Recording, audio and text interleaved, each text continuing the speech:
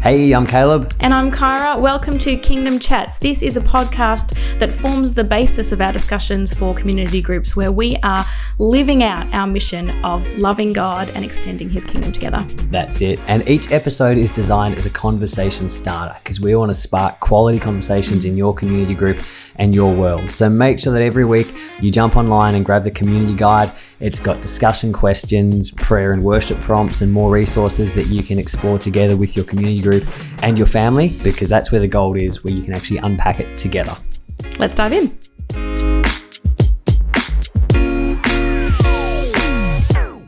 Hey, Kyra. Hey, Caleb.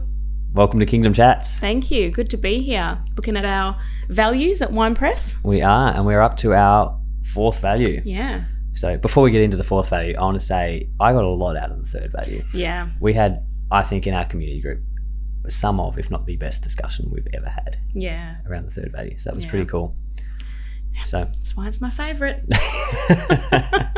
Hopefully everyone else got something out of it. But Yeah. if you didn't, man, we did. So that was cool. Yeah, maybe rewatch it. Yeah. Okay. Our fourth value. Now, before we say it, here's your challenge. You got to pause the podcast right now. What's our fourth value? We probably don't have to pause, do we? They pause. Yeah, we can probably just keep talking. All right, Kyra, what's our fourth value? It is we call up. It's we champion the God-given potential in people, refining, equipping, and releasing them to go further. We call up. This is cool. This is a good one. It is a really good one. I feel like I've been studying this out the last little while and thinking on it and praying on it, and now I've got about 7 or 8 episodes worth to share. Well, you only get 2. We've got 2 episodes to do it in, so strap in. We're just going to hit some highlights. Yeah, it'll be really good. Well, what does it mean to call up? I get Maybe my phone out and call. I was wondering whether I should say that. I'm like, nah, that's too lame. But I'll go there. Yeah. Good on you. What does it mean to call up? What do you have a? We didn't plan this, but no. Do you have I feel like it is. It's hard to put into words, isn't it? Drawing people up to a higher place. One of my old pastors used to talk about raising the bar for people, like sort of like a, you're here. I'm putting the bar up here, so you come up. You come up even higher. In whatever it is, your walk with God, your leadership skills, that's good. Whatever that may be, that's kind of the picture I have in my head. This sense of always rising. Yeah, always calling people to a higher level and greater things. Growing. Yeah, which is a key part of what we're called to do. Yeah, as disciples, to follow Jesus, to grow more like him and after him. Yeah. That's really good. You could say it's championing the God-given potential in people, refining, equipping, and releasing them to go further. I was trying to do something different. No, that is very good. All right. I want to, in this first episode today, go through sort of maybe look at some scripture and look at like what it looks like when God calls people up, because I think that's a good foundation for us. Yeah. In the second episode then, which will come out in a couple of weeks, I want us to get really practical and actually talk about, I think, 3 specific skills we can have in calling people up. But in terms of the base of calling people up, what it is, what it looks like when God does it, we're going to look at some examples in the Bible in a minute. I think the key is the first part of that statement where it says we champion the God-given potential in people. I think that the really core and the root of calling people up, and this is what we're going to focus on these couple of weeks, is seeing things in people that God has put in them. Now, they may not be things that are clearly evident outwardly. Yeah. Do you know what I mean? Sometimes someone might be living in a certain way or their life might look a certain way, but God sees them differently. Yeah. God, it actually says in Book of Samuel that God doesn't look like man does. Yeah. God looks at the heart. Within, God doesn't look at appearances. God doesn't look at stuff. God sees in the heart. And I think that's what calling up is. It's to see the gold in people, to see God's placed something in there, and I want to call that out. I want to call you and help you to rise up into what God's put in you. So it's full of hope. It's always full of hope in the sense of I can see a bright future. I can see something that God's calling me to. It's always forward facing. It's always saying we're gonna go there, we're gonna move, and it's always upward.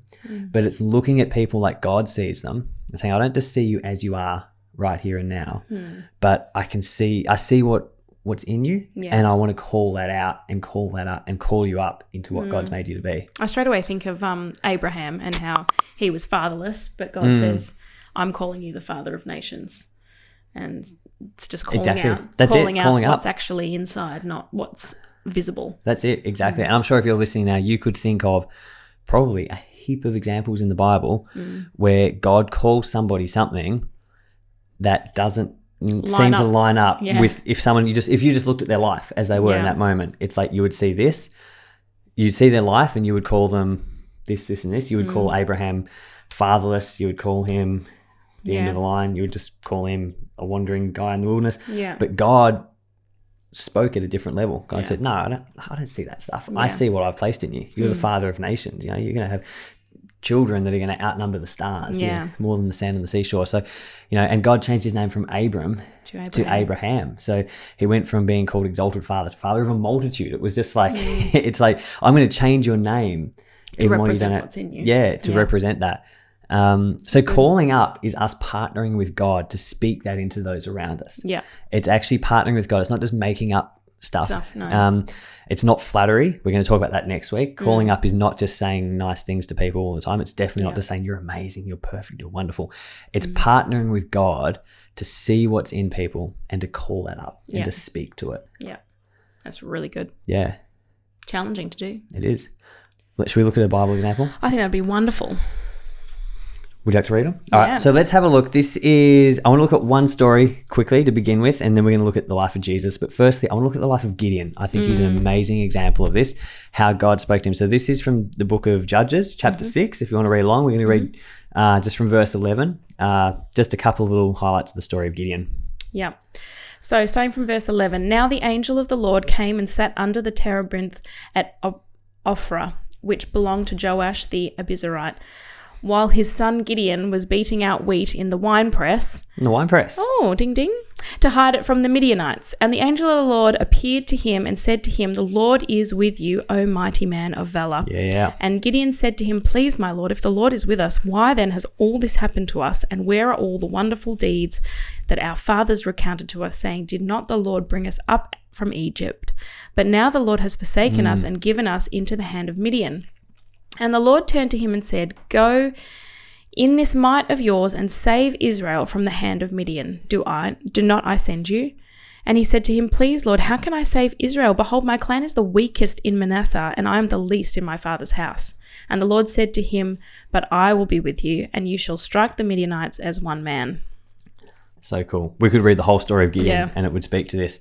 But let's talk at the beginning. Angel comes and says to him, the Lord is with you. What does he call Gideon? O mighty man of valor. Would any sensible, logical person have looked at Gideon and said, there's a mighty man of valor? I'm not sure that they would. I'm suspecting that based on how Gideon saw himself. Yeah. This was not recognizing his outward circumstances. This was not recognizing what he was walking in and living in and walking out in that moment. This was the angel and God ultimately speaking to something that was in him, that God had placed in him. At this point in time, no one else could see it. No. Gideon himself could not see it. How does Gideon describe himself? He says, my clan is the weakest of Manasseh, and I am the very least in my father's house. So he's like, Gideon literally describes himself as the least of the least. Yeah.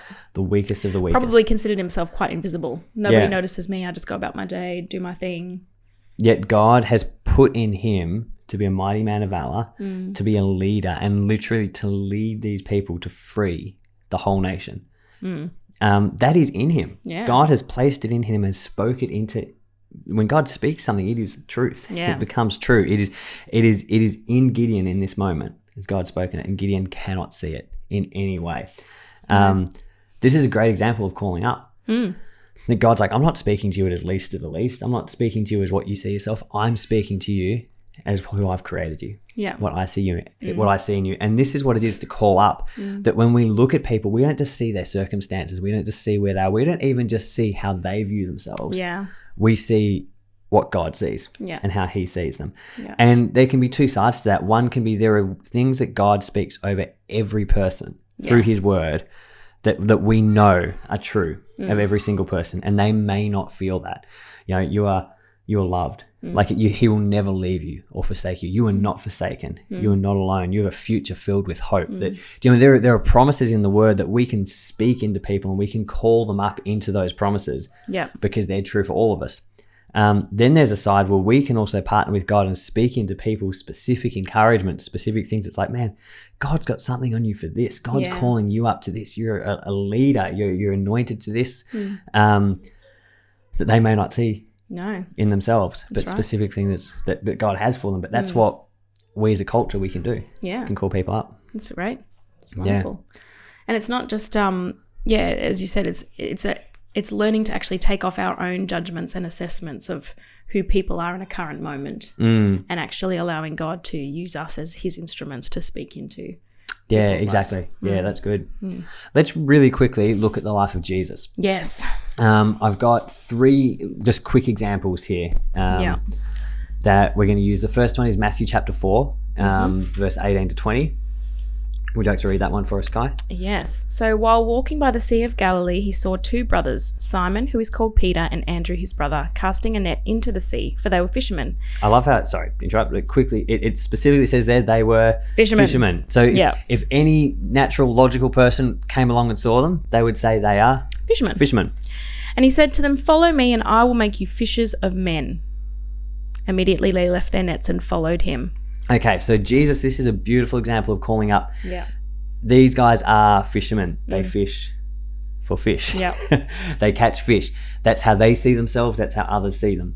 But Jesus saw something in them. Yep. Jesus said, "You're called to follow me, and I will make you fishers of men." He's like, if you follow me, excuse me, if you follow me, you're going to become fishers of men. He's like, I see you. I speak that into you.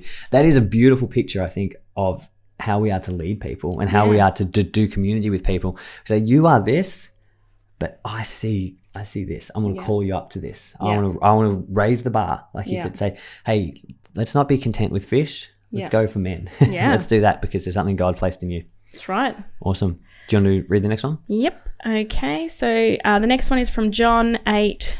Verses 10 to 11. Jesus stood up and said to her, "Woman, where are they? Has no one condemned you?" And she said, "No one, Lord." And Jesus said, "Neither do I condemn you. Go, and from now on sin no more." So this is the woman caught in adultery. Yeah, so this is a beautiful picture of this, I reckon. This woman has been caught in adultery. Her life is just full of shame. It's despicable in the eyes of society. Yeah. We won't go through the whole story, but she's been outcast by society because she's just reject, caught in adultery. She's brought on herself in their eyes. You know, she's a reject, full of shame. I'm sure there are so many people in our society, probably in our circles, in our community groups, who can relate to the shame of just feeling insecure, worthless, full of shame, worthless, all that sort of thing. Stuck in the same patterns and cycles and won't be anything else. Yep, exactly. Jesus did not speak to her as though in those cycles. His words called her up. He spoke to her above those cycles, above that shame. And he said, "Hey, woman, where are your accusers?" They're gone. He said, "Neither do I." But he said, "Go and sin no more." He said, "I'm calling you up out of that. You've been in these cycles of shame. You've been in these cycles of this behavior, all this stuff." He's like, "I'm calling you up out of that. I'm not speaking to you in that." No. Don't stay there. Don't stay there. Don't stay there. Come where I call you. But it's not flattery that's just saying, "Oh, you're perfect, you're wonderful, you're accepted, you're beautiful." He's saying, "No, go and sin no more. Do that." But it's also not a whip cracking saying, "Don't you dare do this again. Be better, do better." It's actually him saying, "I don't accuse you. I love you. I release you from what you've been. Now step into what you are." Exactly. Yeah. That's good. I release you from what you've been, from what you've done. Yeah. I'm calling you to who you are, not what you've done. Yeah. Yeah. Yeah. Do we have time for one more? Yeah, let's go one more. All right. Okay, Matthew 16, verse 18. "And I tell you, you are Peter, and on this rock I will build my church, and the gates of hell shall not prevail against it." Okay, this is a cool one. There's a few verses before you can explore there a bit as well. Peter has this amazing relationship, and his whole life sort of documented through the Gospels of he was a fisherman, he comes through, and then Jesus calls him up into being a pillar of what he's going to build. Yeah. We then go on to see in Acts chapter 2, Peter preaches this amazing sermon. It's like day of Pentecost. when Jesus leaves the earth and then the Holy Spirit comes and the early church starts, it is Peter who's at the forefront that is charging this. It is phenomenal when you look at who Peter was to who Peter became, but you look at this, Jesus called him up into it. Jesus spoke into him through those years into who he'd called Peter to be. Sorry. And then Peter steps up into it. And interestingly, you know, Peter has that whole story of where he denied Jesus 3 times. It's like, you're going to be the rock on which I built my church. And he's heard that and then denied Jesus 3 times, but then, you know, God still sees what's inside. That's right. He's not concerned about what's happening in the now. He's calling out what's inside. Yeah, that's it. I think this phrase, Jesus would see beyond behavior to see destiny. Yes. Jesus wouldn't just speak into the behavior, he'd speak into the calling. He'd call you up. And so I think that's what our culture is as Winepress, is to see that in people, to see their gold, to see your destiny, and to call them up and to speak that into them through our words and through our actions and through our deeds. We're not just talking about speaking it with our words. We're speaking about living this out. Yeah. Yeah. It's really good. I felt there's plenty there to chew on. Yeah, plenty there to chew on, and I'm excited to dive into the next one. Yeah. It's going to be good. Yeah. Awesome. Well, explore that with your community groups. We'll have some great discussion questions and stuff that you can explore to how to actually do this as a group and what this looks like. And I'm excited to see this become a real pillar and a part of the culture of our community groups in our church. So yeah, enjoy living it out. Be blessed.